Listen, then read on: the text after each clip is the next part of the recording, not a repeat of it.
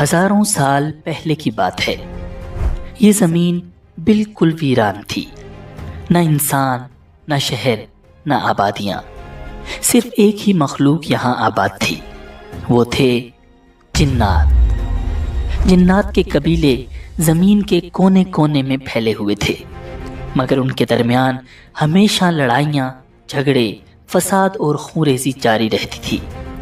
پوری زمین میدان جنگ بن چکی تھی۔ یہ منظر اللہ رب العزت کی بارگاہ میں پیش ہوا تو اللہ تعالیٰ نے فیصلہ فرمایا، زمین کو اس فساد سے پاک کر دیا جائے۔ فرشتوں کو حکم دیا گیا، وہ بڑے بڑے لشکروں کی صورت میں زمین پر اترنے لگے اور جنات پر زبردست حملہ کر دیا۔ جنات نے مقابلہ کرنے کی کوشش تو کی، مگر اللہ کے حکم کے سامنے وہ بے بس ہو چکے تھے۔ اس حملے میں بے شمار جنات ہلاک ہوئے، اور جو بچ گئے وہ پہاڑوں، جنگلوں اور دور دراز جزیروں میں چھپ گئے۔ انہی جنات میں ایک نہایت ہی نیک اور عبادت گزار جن تھا، جس کا نام تھا عزازیل۔ عزازیل باقی جنوں سے مختلف تھا، وہ فساد سے بالکل الگ رہتا اور دن رات عبادت کرتا رہتا تھا۔ جب فرشتے جنات کے خلاف لڑنے آئے تو عزازیل نے کھل کر فرشتوں کا ساتھ دیا۔ فرشتے اس کی عبادت اور اخلاص سے بہت امپریس ہوئے۔ جب جنگ ختم ہوئی تو وہ اسے اپنے ساتھ آسمانوں پر لے گئے۔ اب عزازیل فرشتوں کی محفلوں میں رہنے لگا۔ وقت کے ساتھ ساتھ اس کا علم اور عبادت میں مقام بڑھتا چلا گیا، حتیٰ کہ اللہ تعالیٰ کے ہاں اس کا درجہ بہت بلند ہو گیا۔ مگر اسی دوران اس کے دل میں ایک خاموش خواہش نے جگہ بنانا شروع کی، کاش زمین کی خلافت مجھے عطا ہو جائے۔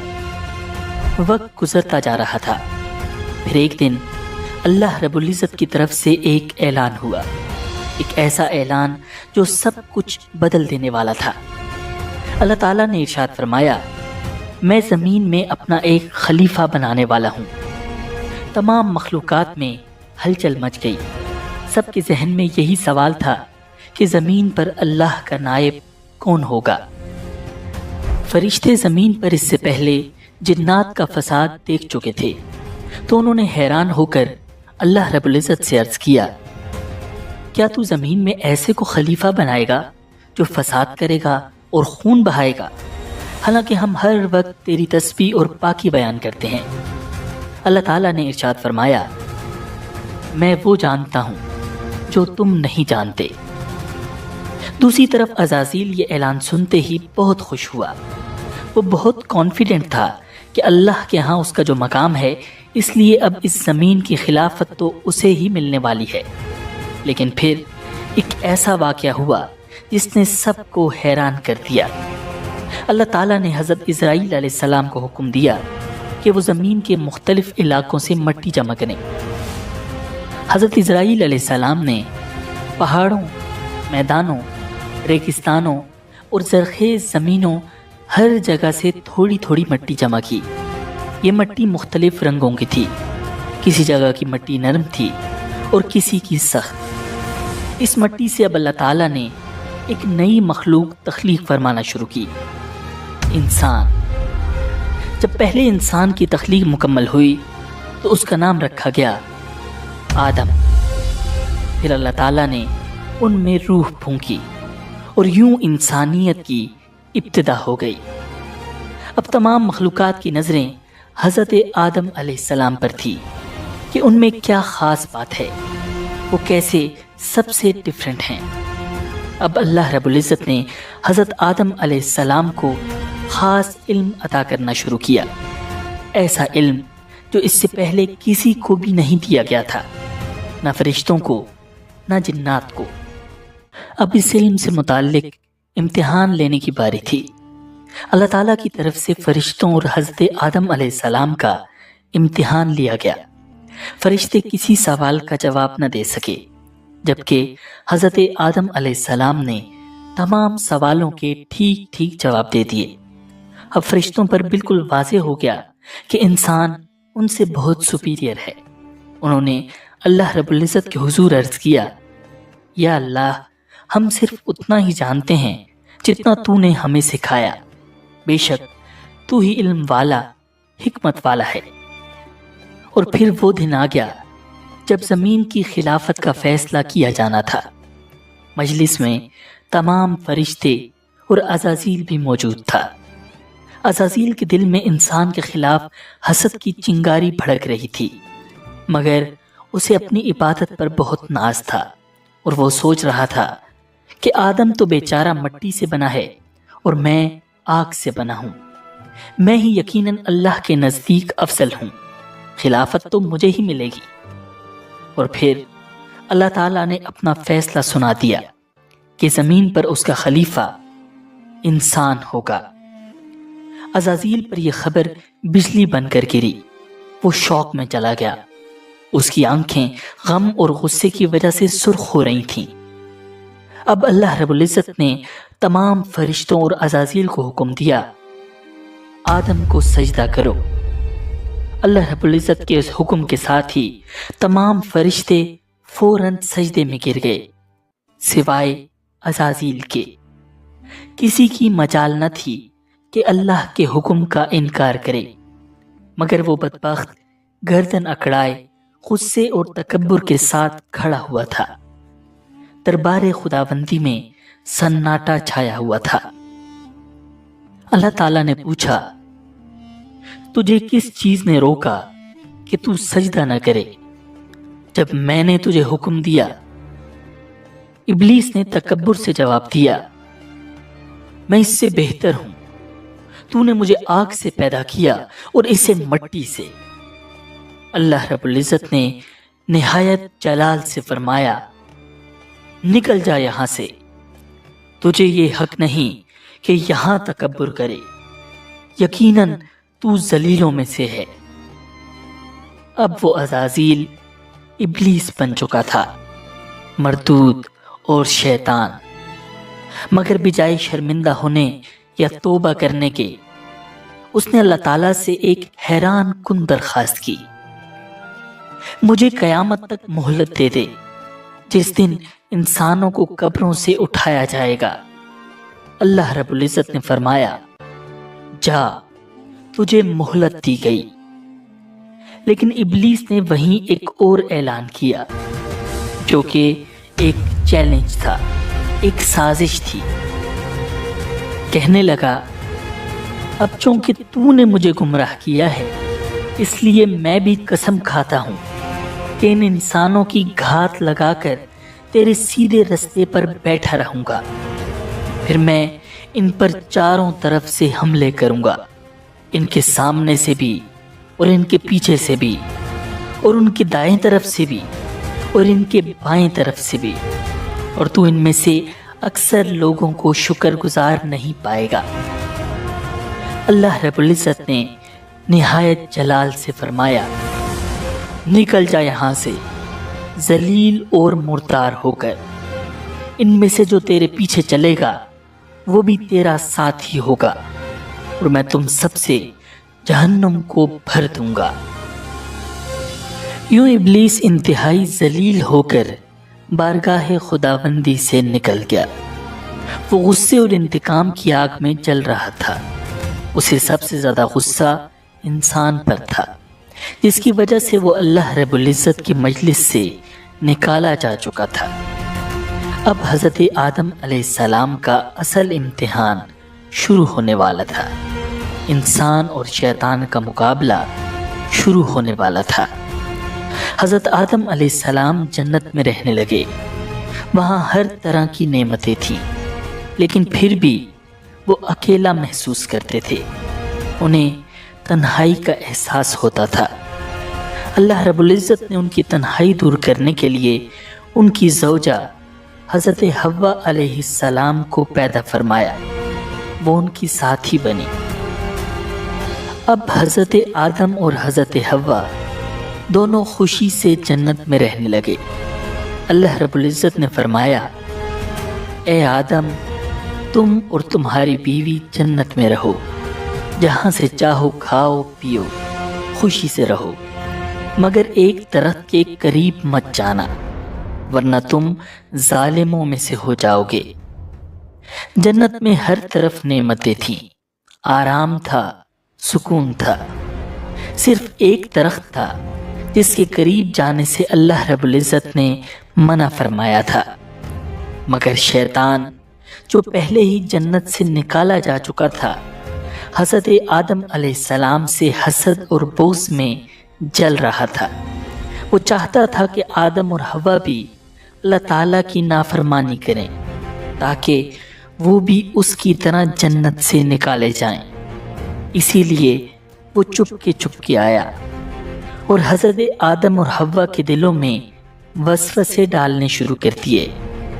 وہ ان سے کہنے لگا، تمہیں جنت کے ہر درخت سے کھانے کی اجازت ہے، لیکن کیا تم نے کبھی سوچا ہے کہ اس ایک درخت سے کیوں روکا گیا؟ آخر کیا وجہ ہے؟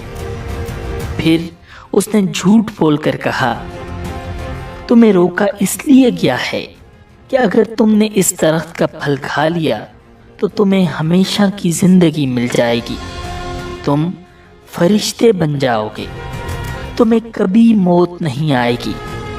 یہ درخت تو شجر خلد ہے، یعنی ہمیشہ کی زندگی دینے والا درخت۔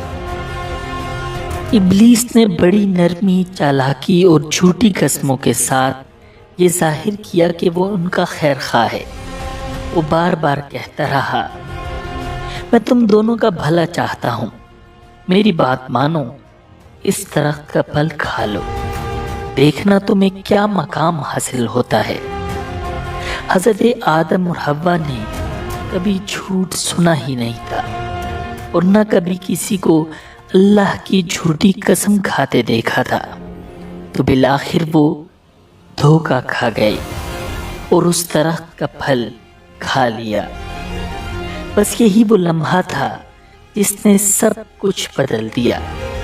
اللہ تعالیٰ کا حکم ٹوٹ چکا تھا۔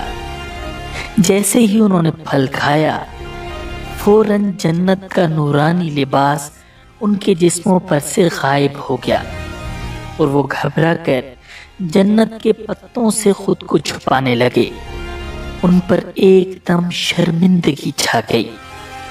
اللہ تعالیٰ نے حضرت آدم کو پکارا، کیا میں نے تمہیں اس درخت سے منع نہ کیا تھا اور یہ نہ کہا تھا کہ شیطان تم دونوں کا کھلا دشمن ہے؟ دونوں نے جب اللہ کی پکار سنی تو مارے خوف کے کانپ اٹھے۔ حضرت آدم اور حضرت حوا علیہ السلام بہت غمگین تھے کہ ان سے کیا گناہ ہو گیا، کیسے وہ شیطان کے دھوکے میں آ گئے۔ انہیں سمجھ نہیں آ رہی تھی کہ اللہ رب العزت سے معافی کیسے مانگے، مگر اللہ کی کریم ذات کو ان کی حالت پر رحم آ گیا اور اللہ تعالیٰ نے خود انہیں ایک خاص دعا سکھا دی۔ ربنا ظلمنا انفسنا وَإِن لَّمْ تَغْفِرْ لَنَا وَتَرْحَمْنَا لَنَكُونَنَّ مِنَ الْخَاسِرِينَ۔ اے ہمارے رب، ہم نے اپنی جانوں پر ظلم کیا، اگر تو ہمیں نہ بخشے اور ہم پر رحم نہ کرے تو ہم یقیناً خسارے والوں میں سے ہو جائیں گے۔ حضرت آدم اور اماں حوا نے یہ دعا مانگنا شروع کی تو اللہ تعالیٰ نے ان کی توبہ قبول کر لی اور یوں توبہ کا دروازہ ہمیشہ کے لیے کھل گیا۔ پھر اللہ تعالیٰ نے فرمایا، اب تم سب انسان اور شیطان زمین پر اتر جاؤ، تم ایک دوسرے کے دشمن ہوگے، وہاں تمہیں ایک وقت مقرر تک ٹھہرنا ہے اور وہاں زندگی گزارنی ہے۔ حضرت آدم اور حضرت حوا کو جنت سے اتار کر اس زمین پر بھیج دیا گیا۔ یہی وہ جگہ تھی جہاں ان کا اور ان کی آنے والی نسلوں کا امتحان لیا جانا تھا، جہاں انسان اور شیطان کی ایک مسلسل جنگ رہنی تھی۔ اس زمین پر تو سب مختلف تھا۔ ادھر آ کر انہیں پہلی بار بھوک کا احساس ہوا، پہلی بار کھیتی باڑی کی روٹی پکائی اور تب جا کر پیٹ بھرا۔ حضرت ابن عباس رضی اللہ تعالیٰ عنہ فرماتے ہیں کہ زمین پر اترنے کے بعد حضرت جبرائیل علیہ السلام حضرت آدم علیہ السلام کے پاس آئے۔ ان کے ساتھ گندم کے 7 دانے بھی تھے۔ حضرت آدم نے پوچھا، اے جبرائیل، یہ کیا چیز ہے؟ حضرت جبریل علیہ السلام نے جواب دیا، یہ اسی درخت کا پھل ہے جس کے بارے میں آپ کو منع کیا گیا تھا، لیکن آپ نے وہ کھا لیا تھا۔ حضرت آدم نے فرمایا، اب میں ان دانوں کا کیا کروں؟ حضرت جبریل نے کہا، انہیں زمین میں بو دیجئے۔